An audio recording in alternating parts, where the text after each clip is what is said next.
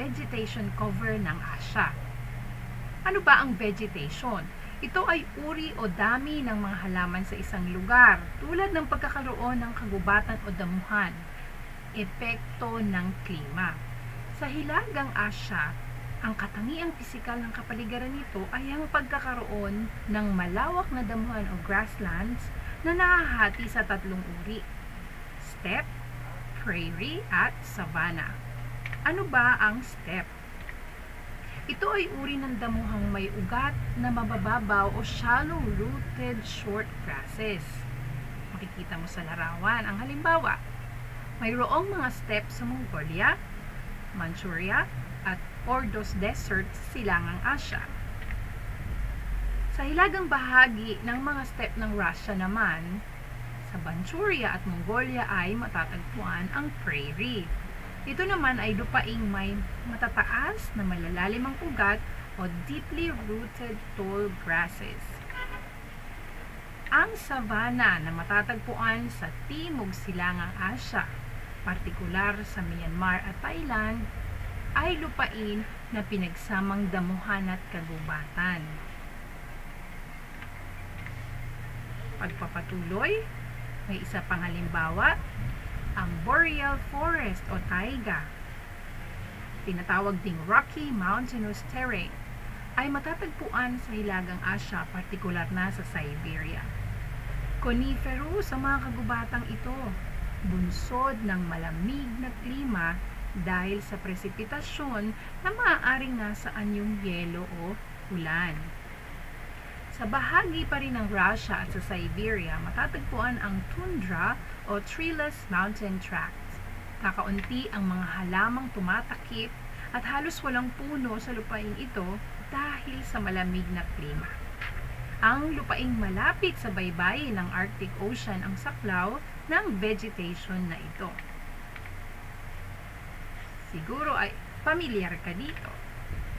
Yan. Sa Timog Silangang Asya at sa mga bahagi o mga bansang nasa torrid zone, mga lugar sa mundo na nasa pagitan ng Tropic of Cancer at Tropic of Capricorn, sila ay biniyayaan ng tropical rainforest dahil sa mainam na klima nito na halos may pantay na panahon ng tag-ulan at tag-araw. Okay, so sana natatandaan mo ang mga halimbawa ng vegetation cover. Dahil ngayon, pag-uusapan na natin ay ang mga uri ng klima sa Asya. Pamilyar ka ba sa mga nasa larawan? Ang uri ng kapaligirang pisikal ng isang lugar ay epekto ng uri ng klima nito. Ito'y bunsod na rin ng pangyayaring likas na hindi natin maiiwasan tulad ng paggalaw ng lupa, pagputok ng bulkan, ang pag-ihip ng monsoon o hanging nagtataglay ng ulan na maaaring humantong sa bagyo. Ano ba ang klima? Ito ang tawag sa karaniwang panahon o average weather na nararanasan ng isang lugar sa loob ng mahabang panahon. Kinapapalooban ito ng mga elemento tulad ng temperatura, ulan at hangin. Ang mga salik na nakakaapekto sa klima ay ang lokasyon, topografiya, uri o dami ng halaman at distansya sa mga anyong tubig. Samantala, ang panahon ay ang kondisyon ng atmosfera sa isang tiyak na lugar at oras. Ang monsoon, na madalas nararanasan sa Timog at Timog Silangang Asya, ay hangin na may direksyon na northeast, nagmumula sa Siberia hanggang karagatan, ay kilala rin na hanging amihan. Ang southwest monsoon o hanging habagat ay nagmumula sa karagatan patungong kontinente. Ano-ano ba ang mga uri ng klima sa Asya? Sa Hilagang Asya, tinatawag itong Central Continental. Mahaba ang taglamig na karaniwang tumatagal ng 6 na buwan. Maigsi naman ang tag-init.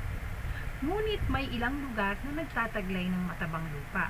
Gayunpaman, malaking bahagi ng rehiyon ay hindi kayang tirahan ng tao dahil sa sobrang lamig. Sa Kanlurang Asya, ito ay maaaring arid at semi-arid. Hindi palagian ang pagbabago ng klima. Maaaring magkaroon ng labis o di kaya katamtamang init o lamig ang lugar na ito. Bihira at halos hindi nakararanas ng ulan ang malaking bahagi ng rehiyon. Kung umulan man, Kadalasang bumabagsak ito sa puok na malapit sa dagat. Sa Timog Asya, iba-iba ang klima sa loob ng isang taon. Mahalumigmig kung Hunyo hanggang Setyembre, taglamig kung buwan ng Disyembre hanggang Pebrero, at kung Marso hanggang Mayo, tag-init at tagtuyot. Nananatiling malamig dahil sa niebe o yelo ng Himalayas at iba pang bahagi ng rehiyon. Sa Silangang Asya, tinatawag itong monsoon climate.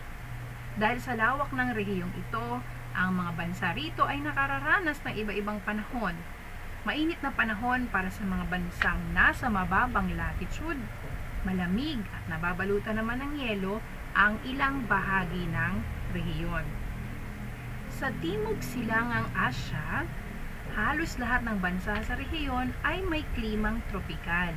Nakararanas ang mga ito ng tag-init, taglamig, tag-araw at tag-ulan.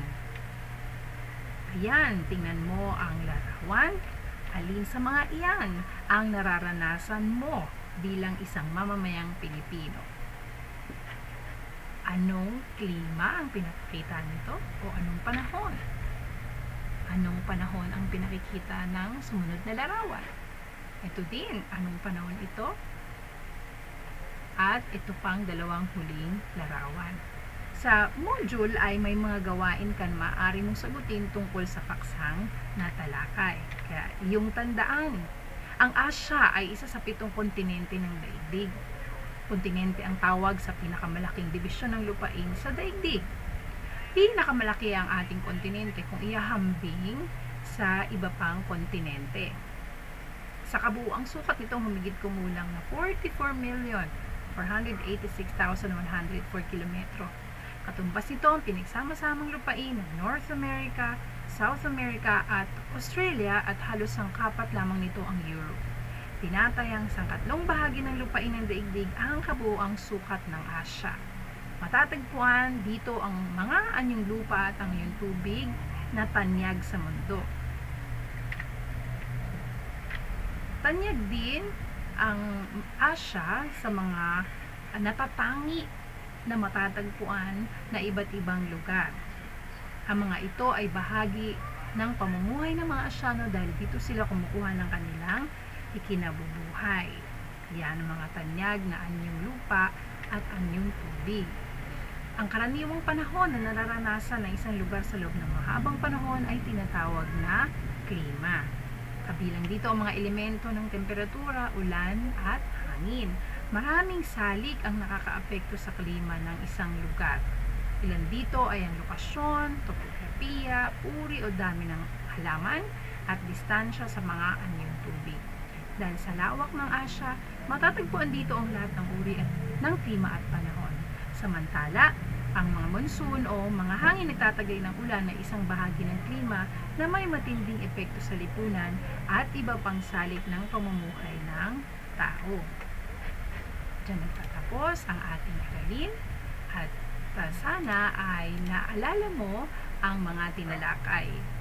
May mga gawain kang maaaring sagutin ayon sa sasabihin ng iyong guro at sa susunod na ating video lesson, may mga aralin din na doon mo masasagutan bilang pagbabahagi mo sa pag-aaral.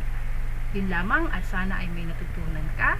Hanggang sa susunod na mga aralin, magandang araw at mabuhay!